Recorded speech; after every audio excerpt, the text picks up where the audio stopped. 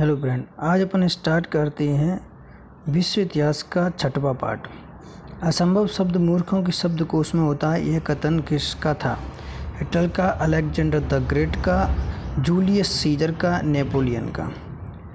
France के शासक Napoleon Bonaparte ने कहा था, असंभव शब्द मूर्खों के शब्दकोश में होता है। फ्रांसीसी क्रांति से संबंध pamphlet what is the third state किसने लिखा था? मार्किस लफायट, एडमंड बर्क, जोसेफ फाइलेन, एबे सियस। आंसर इसका डी है। फ्रांसीसी विचारक और पादरी जोसेफ एबे सियस ने 1989 ईस्वी में what is the third state राजनैतिक पैम्फलेट लिखा था। दायित्व है कि फ्रांस का समाज 3 स्तरों में बटा था। निम्न में से किस देश को फेबियन समाजवाद का घर माना जाता है? रूस, इंग्लैंड, फ्रांस, इटली। आंसर इसका भी है। फेबियन समाजवाद का घर ब्रिटेन को माना जाता है। फेबियन समाजवाद ब्रिटेन की एक सुधारवादी विचारधारा है। फेबियन समाज ब्रिटेन में 1884 में गठित की गई थी। निम्नलिखित में से कौन सा व्यक्ति इटली के एकीकरण से संबंधित नहीं था? Cavour, Garibaldi, Mussolini, Mazzini. Answer सी।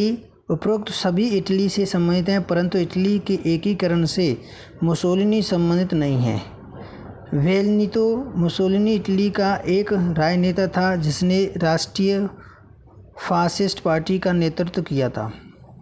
यूरोप में आलू की पैदावार किसने शुरू की थी? Portuguese, German, Spanish, Dutch. Europe में आलू की पैदावार स्पेनिश ने शुरू की थी। 16वीं सदी में स्पेन ने अपने दक्षिण अमेरिकी उपनिवेश से आलू को यूरोप पहुंचाया। आज भी आयरलैंड और रूस की जनता आलू पर निर्भर है। फ्रांस में आतंक का शासन के दौरान निम्न में से किसने महत्वपूर्ण भूमिका निभाई थी? Voltaire, Marat, Robespierre, Montesquieu. Answer C है।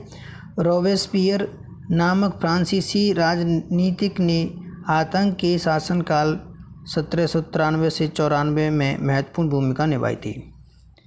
मार्क्सवादी भौतिकवाद किसके विचार से आया? Hegel, Feuerbach, Darwin, Engels.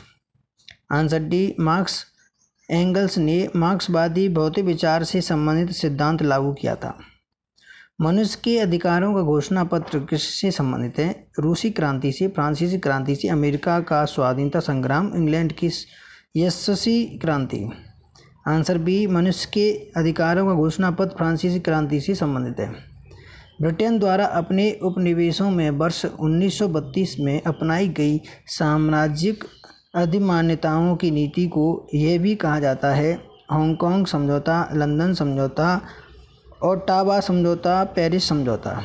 Answer C. Britain द्वारा अपने उपनिवेश में वर्ष 1932 में अपनाई गई सामाजिक अधिमान्यताओं की नीति को ओटावा समझौता भी कहा जाता है।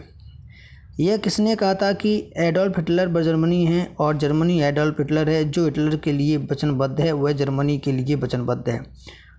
R S. Mussolini, Hitler, Communist international.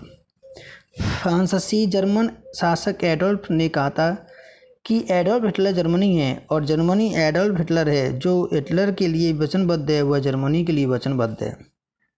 किसने प्रधानमंत्री को समकक्षों में प्रथम कहा था?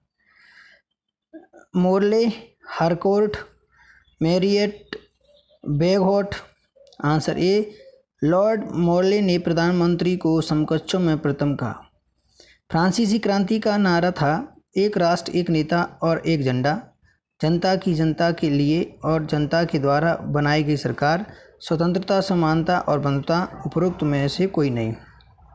Answer C. फ्रांसीसी क्रांति 1789 का नारा था स्वतंत्रता, समानता और बंधुता। प्रसिद्ध चित्रकार पैब्लो पिकासो निम्नलिखित में से कहाँ के थे? France, Italy, Germany, Spain. Answer D. Pablo Picasso Spain के एक प्रसिद्ध चित्रकार, मूर्तिकार और लेखक थे। उन्हें 20वीं सदी के महान और प्रभावशाली कलाकारों में से एक माना जाता है। Thank you.